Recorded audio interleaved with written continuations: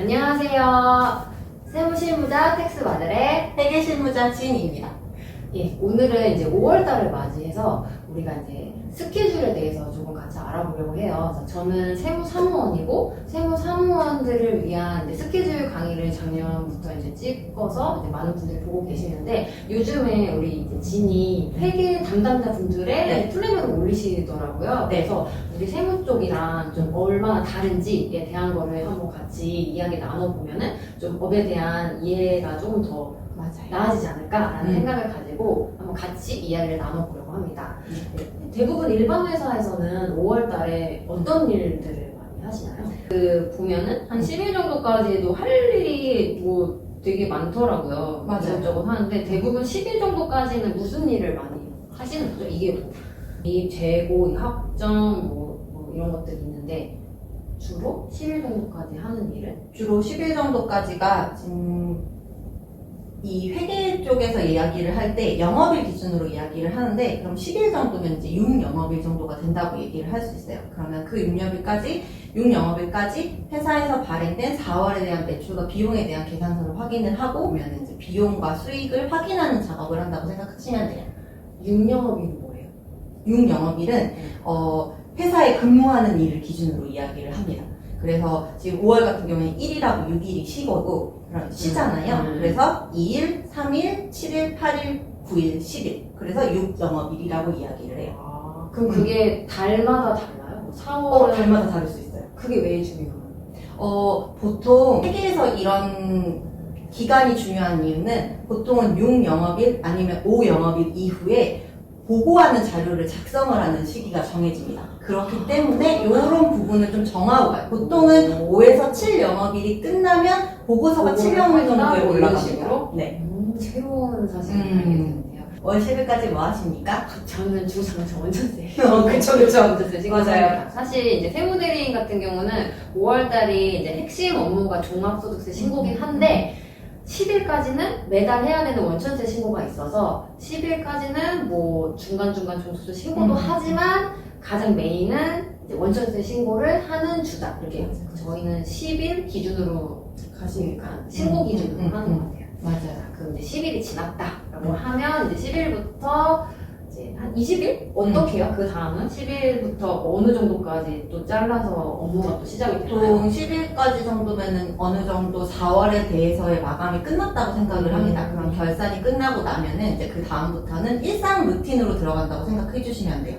그래서 이제 매주 월요일마다는 작은 변동에 대해서 전주 거를 확인하는 일, 그리고 이제 보통 20일이랑 24일 있는 그 주가 들어가게 되면 그때부터 시작되는 건 이제 급여 대장에 대한 리스트 정리가 시작이 되는 거죠. 그러면 이건 좀 비슷하다. 왜냐면 그 세무사 사무실에서도 요즘 급여 대행을 많이 해주거든요. 그래서 이제 25일이 거의 첫 스타트. 맞아요. 가 많아요. 그러니까 20일도 가끔 있는데 20일은 많진 않고 25일부터 말일, 5일, 10일 이렇게 가는데 우리도 한 25일 기준으로 23, 4일 정도 이제 얘기해주신 지금 보면 급여 대장을 21일 정도 작성을 한다고 하네요. 그러면 그 자료를 달라고 해서 이제 23일 정도에 달라고 하거든요.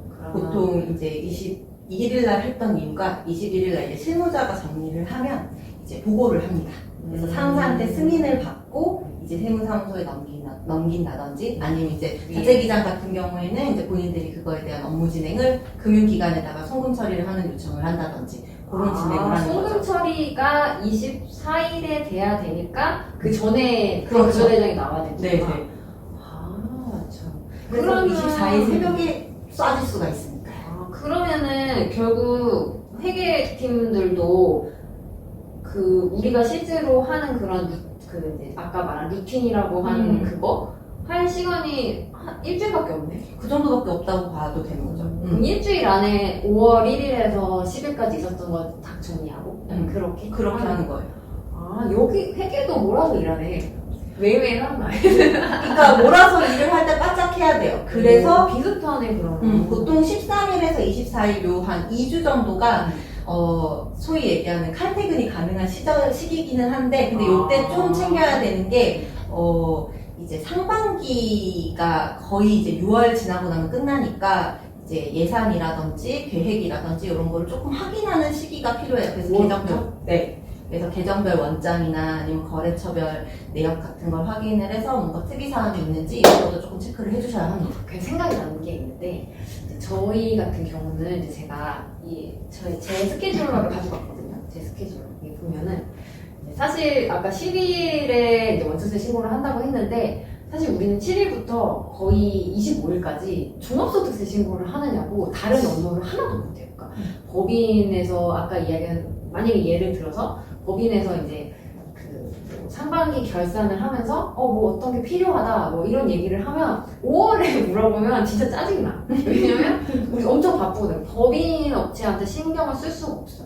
그래서 제가 예전에 일했을 때 이제 법인 같은 경우는 이렇게 진처럼 담당자 분들이 항상 그 회사에 있단 말이에요. 그러면은 이제 제가 전화해가지고 한 4월 말 정도에 전화해. 그래서 언니 나 5월에 진짜 바쁘거든? 그러니까 나 말 시키지 마. 빨리 서류 필요한 거 있으면 빨리 말해. 이렇게 얘기하고 그러면 언니가 알았어 할 거 내가 챙겨야 될 거 있으면 빨리 줄게 라고 하고 한 5월 달에 말 안 시키고 한 5월 20일 정도 됐을 때 이제 좀 뭐 궁금한 거 있으면 그때서야 종수세 좀 끝났어? 이제 좀 말 시켜도 돼? 이렇게 얘기를 하거든요. 그래가지고 사실 이제 얼마 전에도 제가 가회를 하는데 5월 초에 이제 그 3월 달에 감사한 이제 그 담당자가 있어가지고 뭐 좀 물어볼 것도 있고 사실 뭐 세무사무실은 거의 물어보려고 이제 하는 애들이 많잖아요. 그래서 밥도 사드리고 조금 이제 그런 걸 하고 싶다라고 얘기를 해서 5월에 가면 안 된다.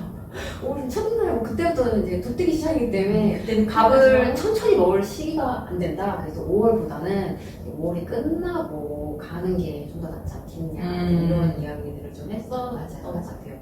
그래서 사실 잠깐 이제 세무사무실에서 그럼 왜 그렇게 바쁘냐라고 할 것 같은데 저희 얼마나 바쁠 것 같아요? 세무사무실 5월달에 바쁘다라는 개념이 거의 얘기 들어보면은 그냥 회사에서 숙식을 하시는 걸로 알고 있습니다. 숙식? 그 정도 아닙니까? 요즘 그러면 안 돼. 요즘 그러면 안 요즘 됩니까? 그런 사무실 있으면 안 돼. 예전에는 엄청 이제 바쁘다고. 예전에는 전산이 발달을 안 해서 사장님들이 영수증 이만큼씩 가지고 오셔서 그거를 이제 사장님들은 5월에만 종수세 신고 생각을 하니까 사장님들 입장에서는 5월에 갖다 주고 빨리 내 세금 신고를 해달라고 해서 이제 그때 갖다 주면 입력을 해야 되니까 어쩔 수 없이 이제 야근이 많았는데 지금은 이제 영수증이 거의 다 전산으로 이제 홈택스에 등록이 되어 있어서 사실 영수증 입력하는 것 때문에 야근을 하진 않으니까 그 밤새면서 야근을 하려면 개수 자체가 엄청나게 많아야 거래소 수가 되는 거죠. 그게 아니면 사실 그런 이제 그 숙식을 종소세 신고가 어떤 걸 하는 건지를 기초적으로 물어봐도 돼요?